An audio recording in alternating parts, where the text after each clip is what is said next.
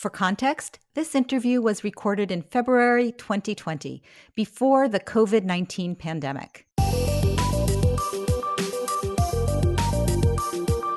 We all want a business like Netflix or Amazon Prime. Businesses where once a customer engages with them, it becomes automatic and part of their lifestyle from then on. But how do you build that forever transaction? Robbie Baxter has been studying subscription and membership models for nearly 20 years, and in this podcast, she uncovers the secrets and strategies of the membership economy. Join us for Subscription Stories, true tales from the trenches. I'm Robbie Baxter, and I'm so glad you could join me. Today, I'll be speaking with Joanna Strober. Joanna is a senior vice president at WW, formerly known as Weight Watchers.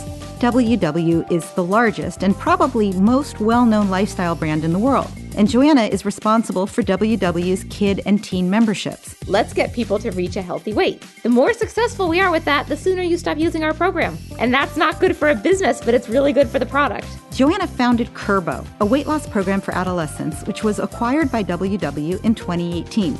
Weight has been a tricky subject to talk about, now more than ever. Joanna says that having a support system that encourages people, and especially youth, is crucial. We'll learn how she was able to incorporate her passion into a mission-driven company at Kurbo, and why it's such a good fit for WW.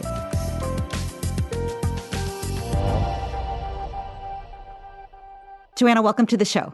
Thank you, Robbie. I'm very excited to be here. I can't imagine anything more fun today. Me too. So I wanted to start by just giving you a chance to talk a little bit about what Kurbo is and why you founded it. So Kurbo was started 6 years ago, really at the very beginning of the digital health revolution. I'm not even sure that at the time digital health was a topic that people were actively discussing. But I have 3 kids. My middle guy had kind of developed a weight problem. And at the last time we went to the pediatrician said, well, you really need to start worrying about this. And Thank you very much. Exactly. And send us home. With really no tools. And I started making a lot of phone calls and try to figure out what I was supposed to do in order to help him. And the one thing that I learned is that there are in-person programs. It's actually, I have a crazy statistic for you. There are 37 programs in the country right now that are seen as high quality, and 15 million overweight and obese kids. Wow, I can't even do the math on that, but that's like a million patients for every program. Right. Yeah. So we happen to live near one of them, which is the Stanford Pediatric Weight Control Program. And they have a really good program. But the issue was it was in person. And my son didn't want to go. And it required me to also leave work to go. And I just started thinking, why do you have to do a program like this in person when the thing that my child liked the most in his life was his cell phone? And it wasn't clear to me why it couldn't be offered remotely. And so that's what we decided to do, was we licensed the Stanford program, and we spent about a year working with game designers and UX designers and content providers and educators, and turning it into a remote program that people could do wherever they were. And it wasn't all automated, though. No, there's a coach. So there's an app, and the app has all the education that you would learn in program, but in much shorter snippets. People's attention span are usually about 3 to 5 minutes max. And so everything is given to you in very short snippets of information, and also in a fun, engaging way. And then we connect you to a coach. So you connect to a coach once a week, and you talk to that coach, and they see the information that you're doing all week. So they see the foods that you're eating, they see if you're exercising, and then they give you personalized information on how to eat healthier and live healthier based on the information that they gather from the app. So that's really interesting that you had the digital part, but you also had this very human component. How did you find cool coaches that the kids actually wanted to relate to? It's interesting. That's actually one of our secret sauces, is that kids really like motivators, is the best word for it. That they're not looking for a teacher. They're looking for someone who they aspire to be like, and someone who is interesting to them. So we actually recruited a lot of athletes, for example. So we have a lot of athletes on our program. We have yoga instructors on our program. We have all sorts of people who like working with kids. You have to have experience working with kids, but people who would be motivational to the kids and that they would relate to in a way that they might not relate to a doctor if they had to go to a once-a-week doctor's visit. So once the kids are in the program, it sounds like they like it. They like the coaches. They're engaged. I would think, though, that one of the hardest things is how you get them into the program in the first place. Because, I was, full confession, I was sort of a chubby kid. Like, I would not have wanted to be part of any kind of a weight loss program. And I also, even though my mom is a pretty assertive, direct and forthright person, I don't know how she would have broached the subject of me maybe benefiting from a weight loss app. Yeah, it's a hard topic, isn't it? Weight, it's amazing what a difficult topic weight is in our society. We have attached so many different emotional meanings to it. One thing we do is we talk to doctors, and doctors often are scared to tell a child that their BMI is high or that they're considered at an unhealthy weight because they know the child's going to be insulted. And instead of feeling like it's a health issue, they're scared to bring it up. And parents feel the same way. Parents look at their kids and they want to be helpful and they want to help them to live a healthier life. And yet at the same time, the parents think, well, if I tell my child that we're going to work on this together, that it's going to be an insult, right? And so other societies don't have that. In Asian societies, it's much more straightforward. But in the United States, just the weight issue has so many laden things. So what we found is that we really wait for triggers. A trigger could be a doctor's visit where the doctor says, your child, or says to a child, you have an unhealthy weight. Sometimes the trigger is the child gets teased at school and comes home and tells their parent that they were being made fun of, or maybe there was the dreaded middle school mile and they couldn't run it as fast as the other kids in the class, right? Doesn't everyone remember that, not running that mile awful. As fast as the other kids in the class? And they come home, Mom, I want to run the mile faster. And then that's something else that we can help with. So you talked about triggers. And I think a lot about, in most subscription business models, you have to have the trigger that allows you to acquire a new subscriber, a new member to your program. And then there's also the hooks, which are the things that make it a habit, that engage the person, hopefully for forever.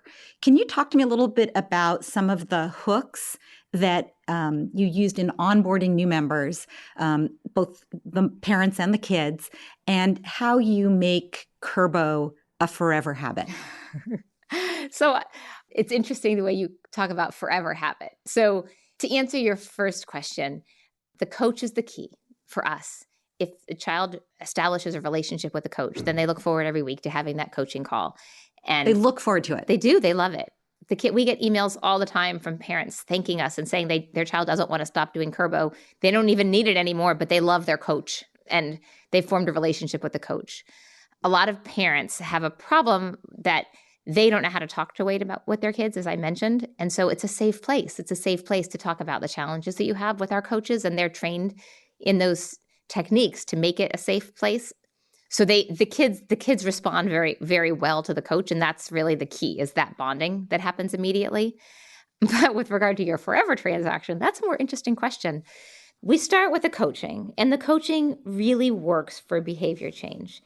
We also have the app, which teaches you skills and helps you to learn skills and to keep track of your skills and keep track of what you're eating.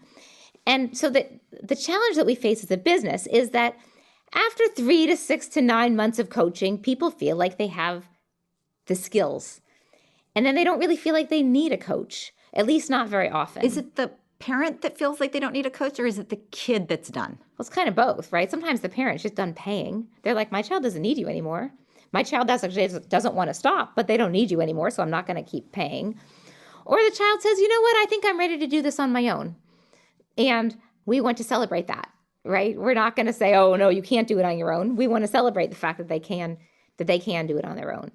So as a business, the thing that we could do is we could have coaching for sleep, or we could have coaching for stress, or we could have other types of coaching on our platform.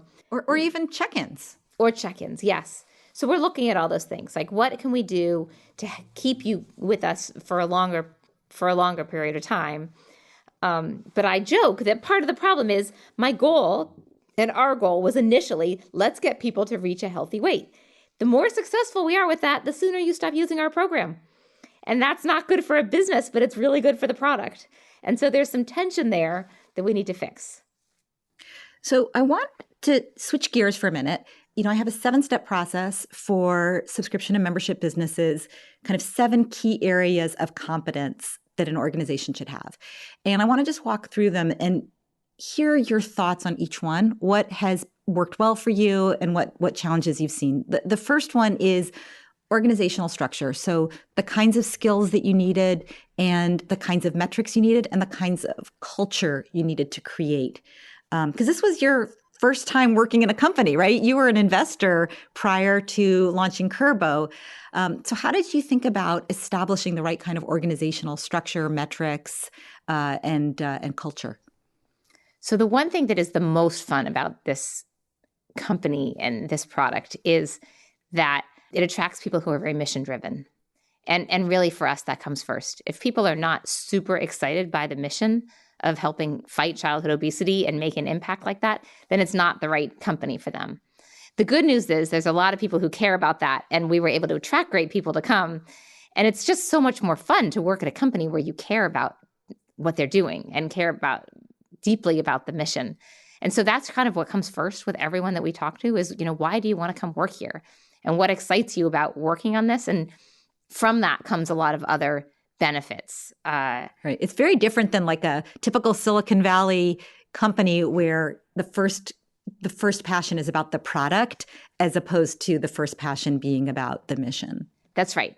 So we have a lot of people who work for us because they're just really excited about the mission and working on this problem that really impacts so many kids. And so from organizational structure, everyone from the engineers to the marketing people, everyone came to us in large part because they were attracted to the mission. And what metrics do you use? What are the most important metrics that you use as the CEO and founder and now kind of in this bigger organization? What are the metrics that are most important to you? Yeah, so fundamentally, it's cost of acquisition of a member. It's how long a member stays with our program. It's how often they engage with the program. How many times a week do they log in? How often are they using the app? How many times do they use the coaching? So really engagement is key for us.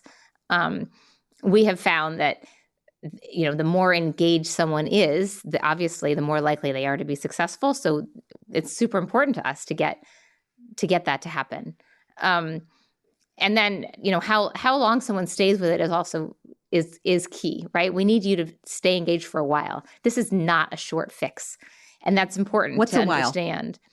Well, so most of the programs, if you go to an in-person program, they try to get you to start for 6 months. And we actually found that was too long. It was threatening for people to think about signing up for 6 months. Kind of overwhelming. Yeah, right? Really, I have to do this for 6 months? But the interesting thing is that most people for us sign up for 3 months and then stick for 6 months. So once they sign up and they like it, they don't mind continuing for 6 months. It was just threatening to them to sign up at once for 6 months.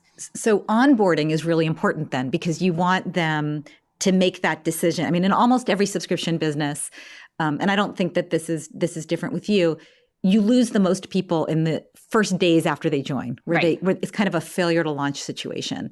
Or in organizations that have a free trial, they never get past the free trial. What are the techniques that you've used to effectively onboard a new family? So I sign up, you see, Robbie signs up for her kid. What happens? How do you make sure that I stay and that my kid stays and that we thrive? Yeah, so we're actually up to about 90% on that. And it's really through that 90% retention? Yeah.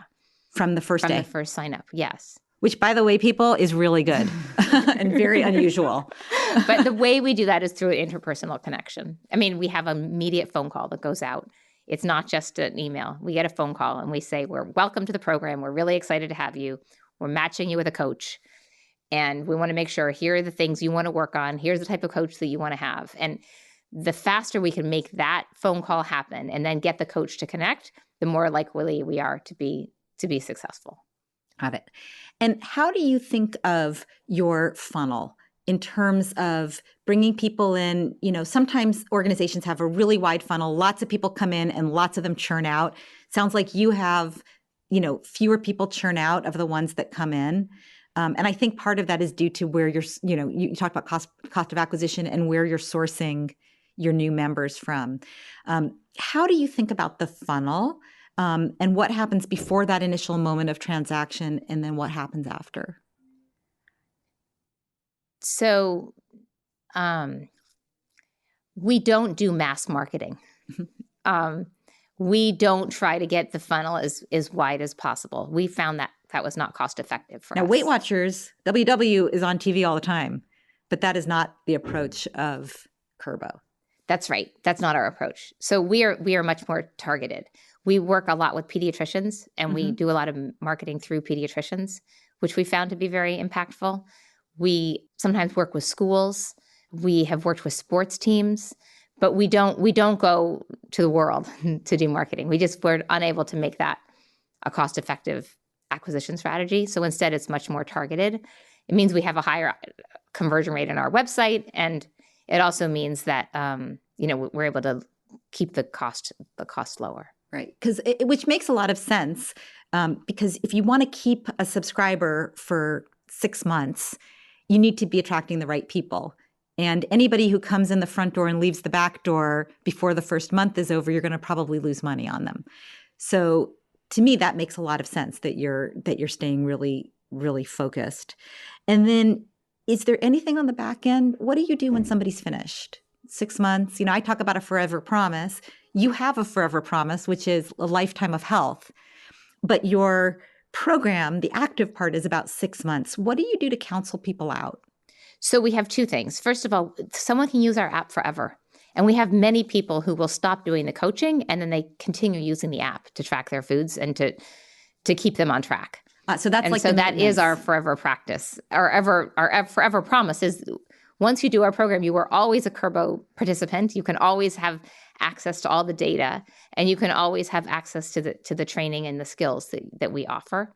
And so we have people who have been with us for many years who go on and off of using the app. They just don't have a coach, and that is truly our forever promise, I guess, is that you can have access to that. So they are staying with you through the app. That's right. And do you track that as well? How much, once somebody stops working with a coach, do you track how often? Yeah. And how often they track foods and how often they track their exercise. And we track all of that. Yeah. We have people who've been with us for many years. So it's interesting. I'm just thinking about this now. I don't think I'd ever really realized this. It's almost like a reverse freemium model. Right. Exactly. You get the free at the end. You can't come in free at the beginning, but free. One of the things that's interesting, and you and I have talked about this a lot. One of the challenges I face a lot when I'm working with organizations that want to build membership models is that they want to copy a model that they're familiar with. They say, we want to use freemium because that's what LinkedIn does. Or we want to do a free trial because that's what Netflix does. But you really have to look at your own model as something unique and what your objectives are.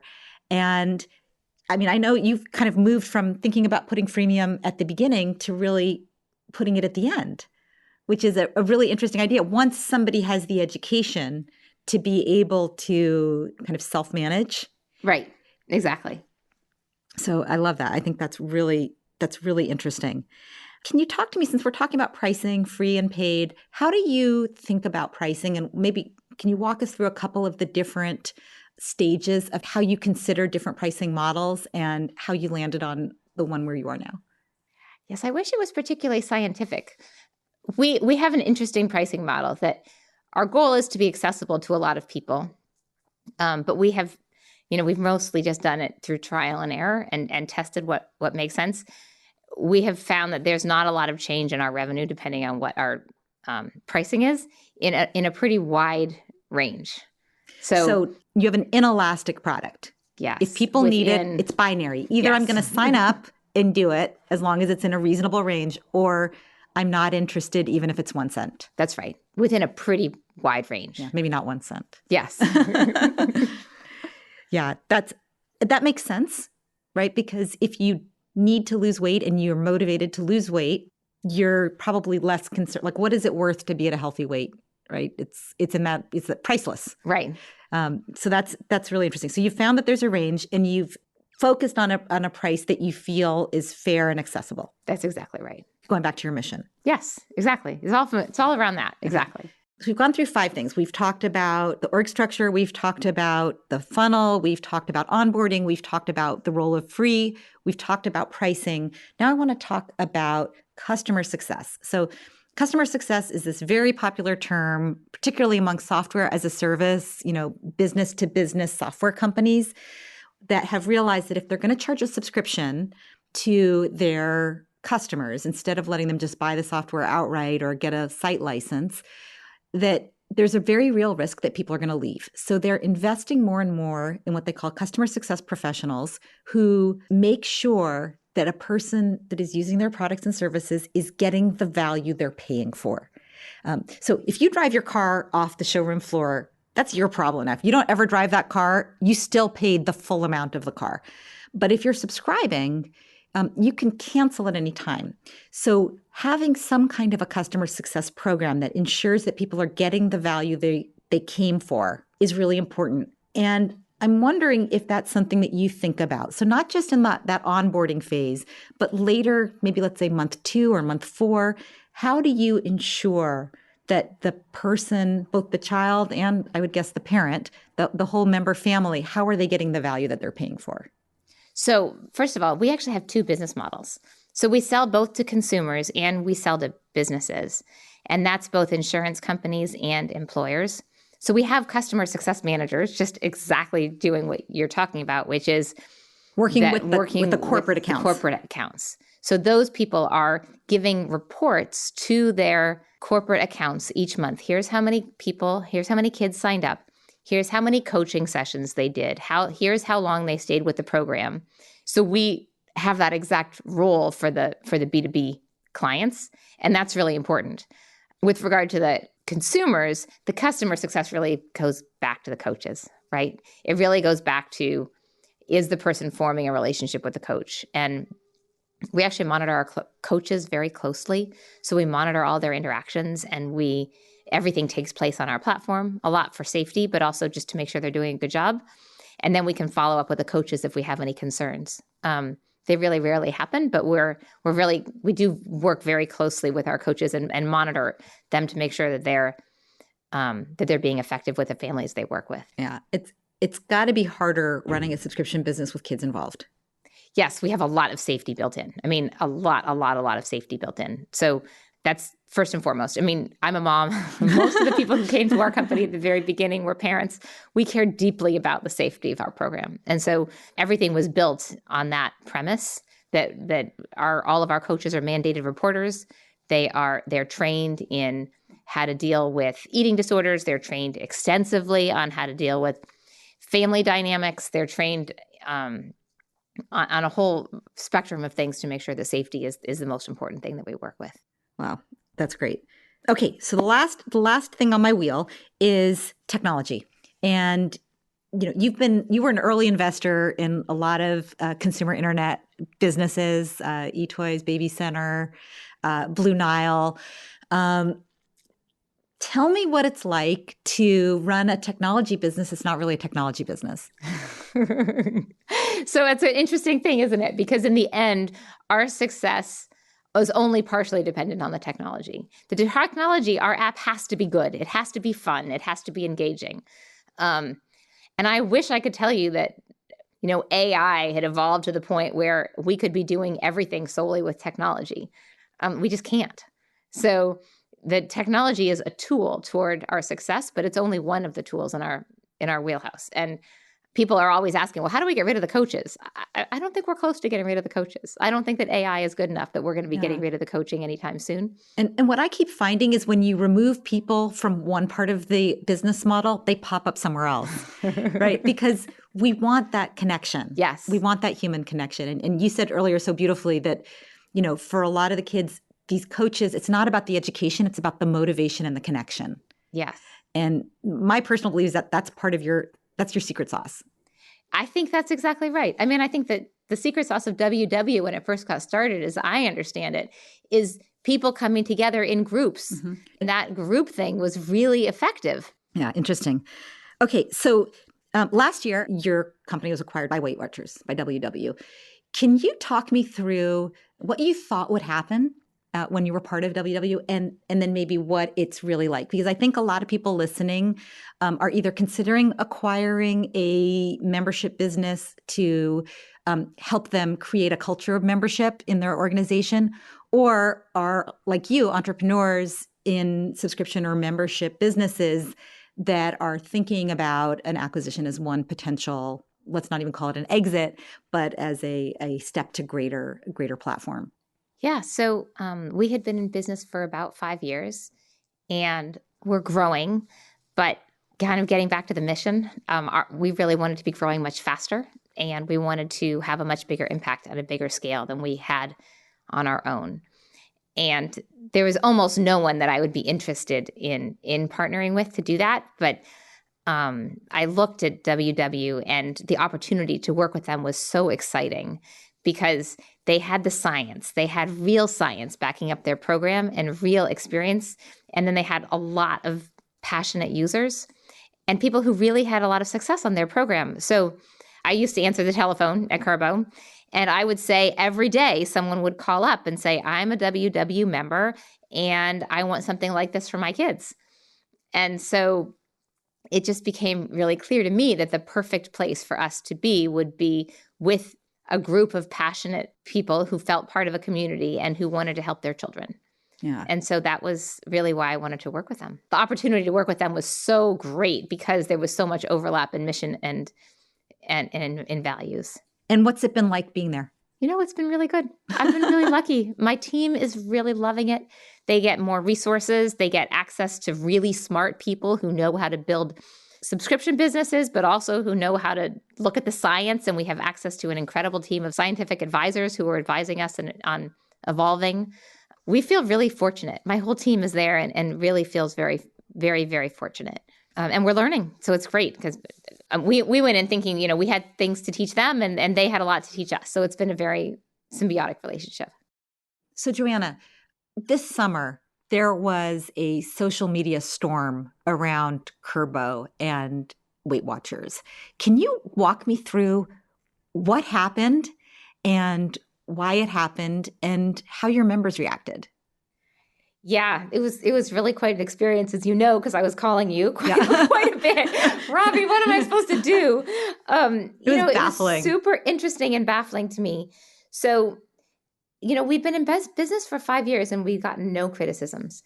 We had 5-star reviews across the board on the app, on every review that had come out about us. We had articles written about us that were universally positive. Lots and lots of press that was universally positive. And then then the announcement comes out that we're working as part of WW. And initially for about 5 hours, it was quiet. And then all of a sudden, Twitter took off. And we were trending on Twitter. We were on every news station in the country. I remember. We were internationally famous for about 5 minutes. And it was universally bad.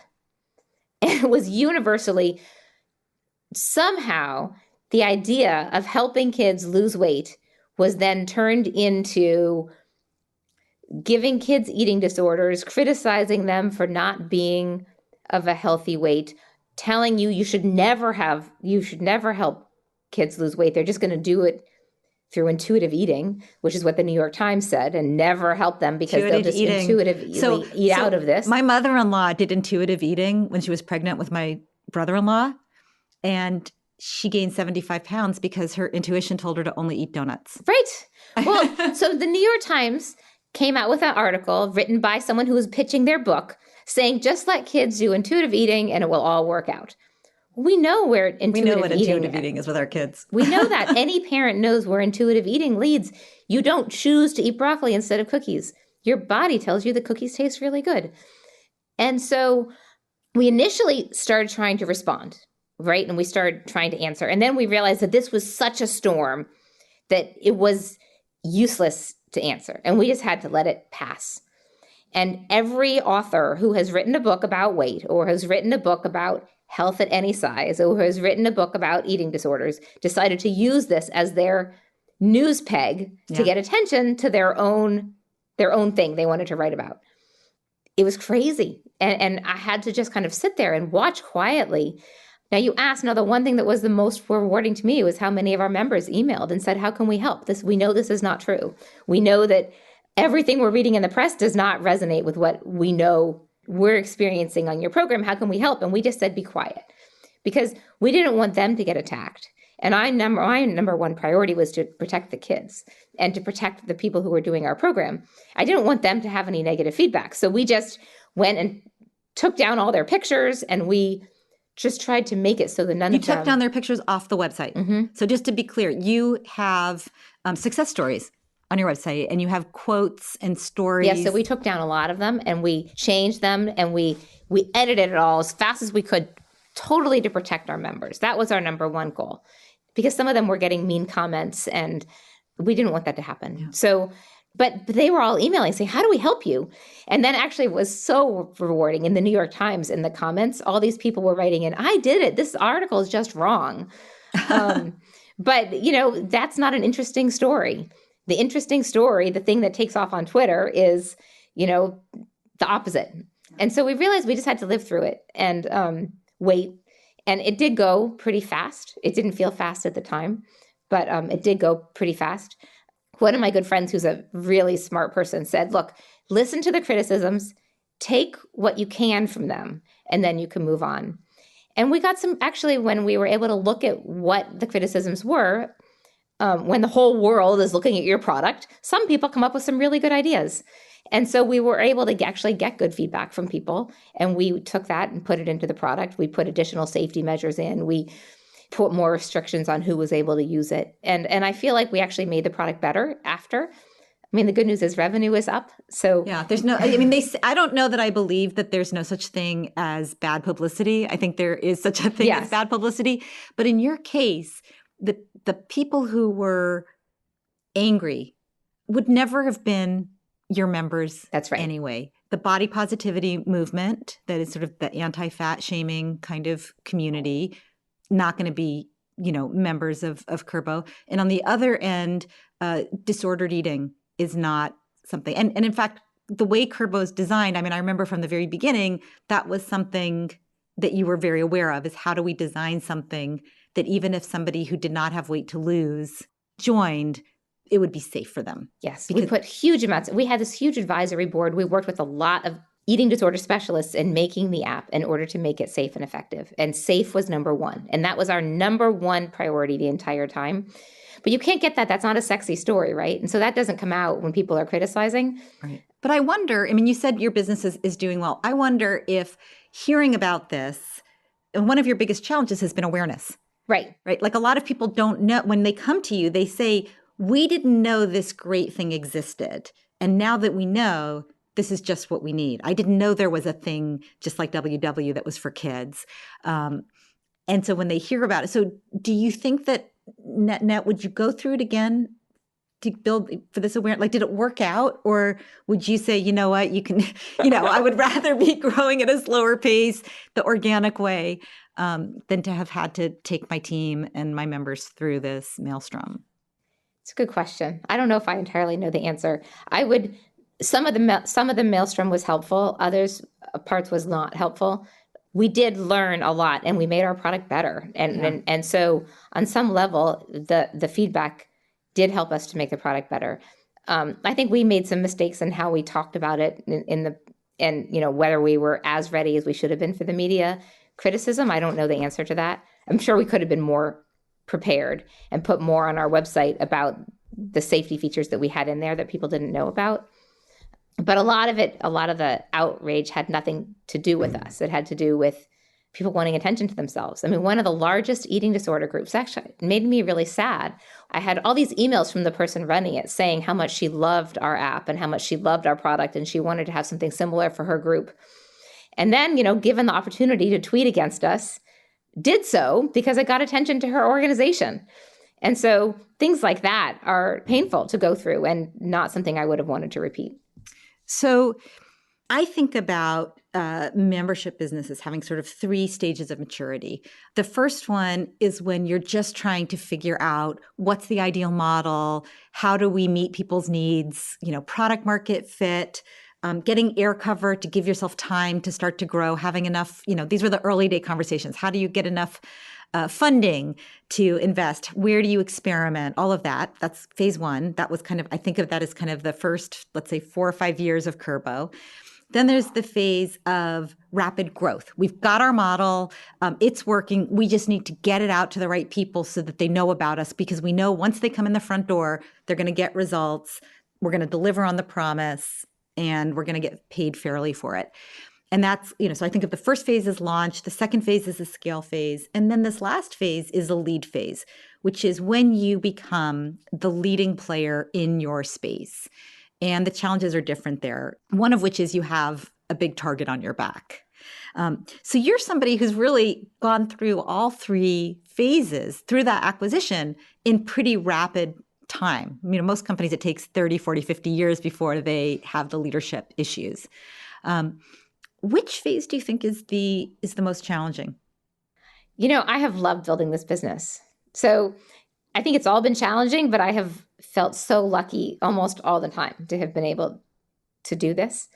I think the most challenging changes a lot, right? When we first started, we didn't know if it would work. Right. So that was if you recall, you did a test just to see, do people actually lose weight? Right. Were kids going to do the app? Were kids going to engage with it? That was really challenging. It was fun, but it was really challenging. Yeah. We had no idea what those initial outcomes were going to be. You had a lot of hypotheses you were testing. Right. Would the parents want it? Would the kids want it? That's right. Would they be willing to pay? Would the coaches be good enough? Could you translate the Stanford program into a digital footprint? That's right. As I mentioned earlier, right, when digital health just started, which is when we were starting this company, a lot of people didn't think this would ever work altogether, that the only way you could deliver a program like this would be in person. At 4:00 on Tuesdays. Yes, exactly. Right, with the whole family in attendance. Right, and a big binder. Of pages for your child to read. But I do think that part is probably the most fun, right? When you are coming up with the ideas and thinking about it and trying to think about how to make it all work, that was the most fun and the most taxing. But that adventure of trying to figure this out was really rewarding. Okay. I want to ask you for some advice. So some people that are listening are entrepreneurs or want to be entrepreneurs thinking about a new business. Some of them are working in big companies trying to start a subscription business or scale it. What's your advice for somebody who is running a membership economy business? What would be the most important thing that you would tell them if they hadn't done it before? A lot of businesses are in some ways like Kurbo, right? They stop. The need for them stops. And that makes it much harder to run a business. You have to charge a lot more. It's a lot harder than if someone needs it forever. One actually promise the WW makes that I love is that it continues to, it's wellness, right? You think about that never goes away. While kind of the idea of weight loss does. So I think if I was starting over, I would think about different ways of doing wellness or having something that people would pay for a longer period of time. Yeah. You spend so much energy building the relationship with them. It's a shame to see them go. Yes, that's exactly right. There's probably more you can do to help contribute to their wellness. We didn't really talk much about this, but you had quite the successful career as an investor, and you were an early investor in consumer internet plays, including subscription and membership models. What's your advice as an investor to people who are trying to get funding in a subscription or membership business? I advise a lot of people on this, and I think it's a combination of you have to have a lot of courage and a lot of belief in your idea, and you really have to sell it strong. I think a lot of people are not as good at the selling part. They have a lot of belief in what they are doing, but they don't necessarily have that excitement come across when they're pitching their idea to other people. And I think you have to think really big, and you have to think really boldly, and you have to keep on pitching over and over again and not get discouraged when people keep on saying no. And that's a hard combination. Some people just don't get it at all, right? Right. And you can't try to convince them. Their eyes have to light up. Right. Yes, that's exactly right. They have, and then other people are not going to be interested, and that's okay. And you move on. But if you have the level of excitement and you're able to pass that level of excitement on to other people, I think that's key, especially at the beginning. What's your advice as an acquired company head? So you're an entrepreneur. You ran this business. You got acquired. this is happening more and more. We're seeing, Dollar Shave Club was acquired for $1 billion by Unilever. Harry Shave Club was just acquired by the people who make Schick. What does that feel like? And what is your advice for somebody who's going through that process? I think you have to be humble. In the end, you're going into a big organization. And from everyone that I've talked to and the advice that I got, it's more likely that you're going to bend to the large organization than they are to bend to you. And if you want to make it successful, you're going to have to do a little bending and be humble and know what you don't know about that large company. And I think if you do that, they will enjoy working with you much more, and you're much more likely to be successful. Great. Okay, last thing I wanted to do is I want to do a little speed round. I had a couple of quick questions for you, and I just want you to, off the top of your head, tell me what comes to mind. Ready? Mm-hmm. First subscription you ever had? Highlights Magazine. Favorite subscription today? That's either the New Yorker or the Atlantic. I couldn't tell you which one. What your employees love about working for you? The mission. What your employees hate working about you? It's hard to walk away from it. We care a lot, and that makes it stressful. If you were a superhero, what would be your superpower? Empathy. And what is the one thing that you want people to take away from this interview? There's nothing more fun than building a mission-driven company. You go through a lot of ups and downs in a company, and if you believe deeply in what you're doing and that you're able to help people at the same time as building a company, that is just one of the greatest opportunities in the world. Thank you so much, Joanna Strober, for being my inaugural guest on Subscription Stories. Thank you. Invite me back, please. I will. I'm Robbie Kelman-Baxter, and this has been Subscription Stories. Today, I was talking with Joanna Strober, founder of Kurbo. To hear more success stories of entrepreneurs creating their forever transaction in this new and exciting membership economy, subscribe to my podcast wherever you download your podcasts. Also, please give me a rating or review to help me better understand exactly what you want to hear. Special thanks to Joanna for being a great first guest. To learn more about Joanna, visit her website at kurbo.com. Arnav Gupta was the audio engineer and editor for this podcast. I'm Robbie Kelman-Baxter. Thanks for listening and for your support.